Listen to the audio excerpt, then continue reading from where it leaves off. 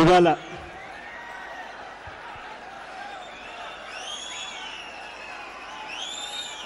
మన పార్టీ ప్లీనరీని మన పార్టీ స్థాపించిన తర్వాత 3వ జాతీయ ప్లీనరీని జరుపుకుంటా ఉన్నాం. రాష్ట్రం నలుమూలల నుంచి ఇక్కడికి వచ్చిన నా కుటుంబ సభ్యులందరికీ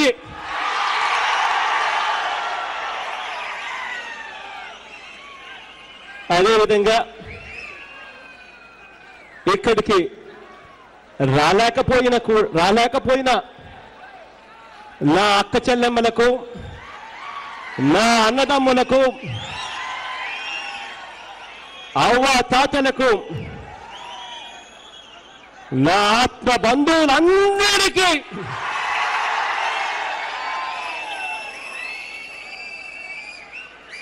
పేరు పేరున నమస్సుమాంజలులు తెలుపుకుంటున్నాను సవినయంగా.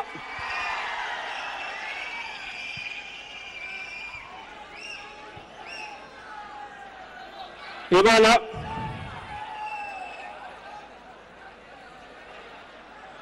నా తండ్రి గారి, మనందరి మహానేత, ఆ దివంగత మన ప్రియతమ నాయకుడు వైఎస్ఆర్ గారి 68వ జయంతి నాడు అందరము ఇవాళ ఒక్కచోట ఏకమయ్యాం. ఇవాళ ఏకం కావడానికి ఇక్కడికి మీ అందరికీ కూడా తెలిసిన విషయమే ఎందుకు ఏకమయ్యామని. మనందరం కూడా ఎందరో ముఖ్యమంత్రులను చూశాం,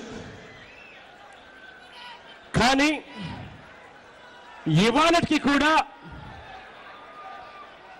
మన గుండెల్లో చెరగని ముద్ర వేయించుకున్న ఏకైక ముఖ్యమంత్రి ఎవరు అనంటే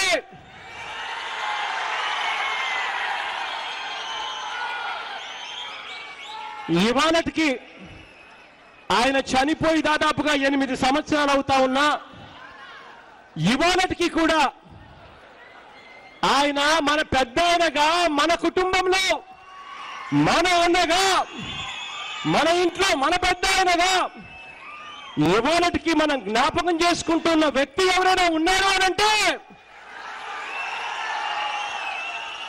అదే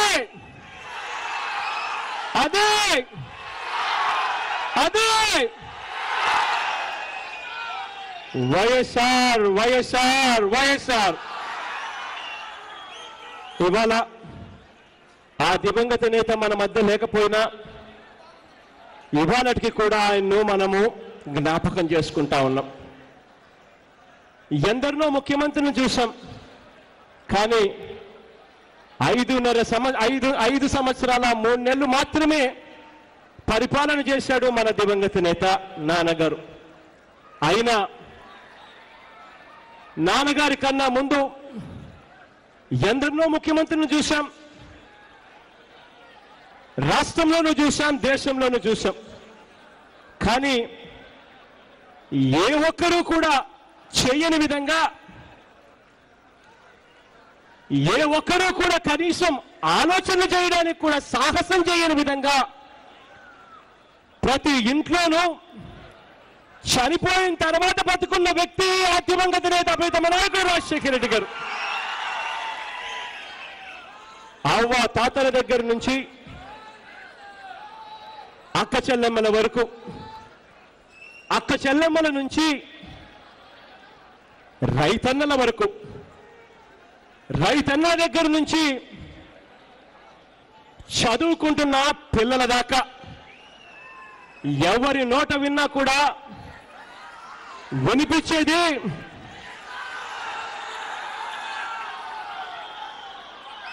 ఎవరి ఆకాంక్ష అయినా కూడా ఆ రాజన్న రాజ్యం తిరిగి రావాలి అన్నది ప్రతి కోరికగా ఇవాళ, ప్రతి ఒక్కరి కోరికగా ఇవాళ వినిపిస్తా ఉంది.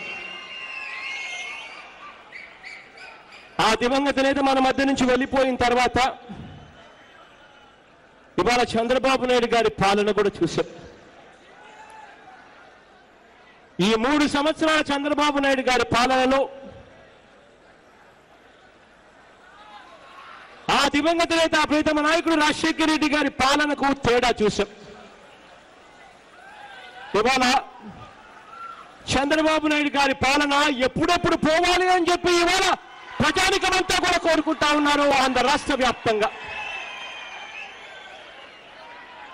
ఇంతటి దుర్మార్గపు పాలన, ఇంతటి అన్యాయమైన పాలన మేము ఎప్పుడూ చూడలేదని ఇవాళ రాష్ట్ర ప్రజానికమంతా కూడా అనుకుంటా ఉంది. ఇటువంటి పరిస్థితుల్లో మన పార్టీ ఇవాళ ఈ ప్లీనరీ జరుపుకుంటా ఉంది. రాబోయే రోజుల్లో దశ దిశ నిర్దేశించుకునేందుకు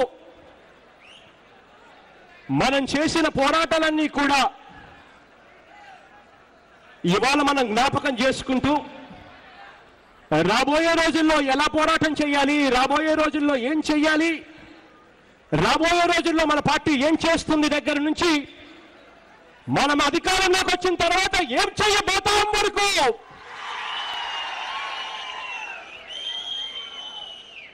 ఇవాళ మనం అందరం కూడా ఏకమై చర్చించుకునేందుకు ఇవాళ ఈ ప్లీనరీలో కలిశాం. రేపు సుదీర్ఘంగా నా ప్రసంగం ఉంటుంది. ఇవాళ మాత్రం మీ అందరికీ కూడా ఆహ్వానం పలుకుతా ఉన్నాం.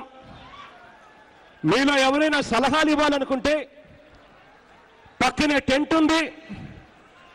ఆ టెంట్లో సీనియర్ నాయకులు కూర్చొని ఉంటారు. ఎవరికి ఎటువంటి సలహా ఇవ్వాలన్నా కూడా, ఎవరు ఎటువంటి సలహా ఇవ్వాలనుకున్నా కూడా సీనియర్ నాయకులందరూ కూడా వినడానికి సిద్ధంగా ఉన్నారు. మీ అందరి సలహాలు ఇవ్వమని చెప్పి కోరుతా ఉన్నా. ఇవాళ ఈ ప్లీనరీలో దాదాపుగా 20 తీర్మానాలు చేయబోతా ఉన్నాం. ఆ తీర్మానాలన్నింటి మీద చర్చ జరుగుతుంది. చర్చ జరిగిన తర్వాత ఆమోదం కూడా మనమంతా కలిసికట్టుగా వేస్తాం. ఈ ప్రక్రియకు నాంది పలుకుతూ ఈ ప్రక్రియను మొదలు పెట్టవలసిందిగా కోరుతూ మీరందరూ రాష్ట్ర నలుమూల నుంచి ఇక్కడికి వచ్చిన అందరికీ కూడా, ప్రతి అన్నకు, ప్రతి తమ్మునికి, ప్రతి అక్కకు, ప్రతి చెల్లెమ్మకు, ప్రతి అవ్వకు, ప్రతి తాతకు మరొక్కసారి చేతులు జోడించి శిరస్సు వంచి పేరు పేరు నా కృతజ్ఞతలు తెలుపుకుంటూ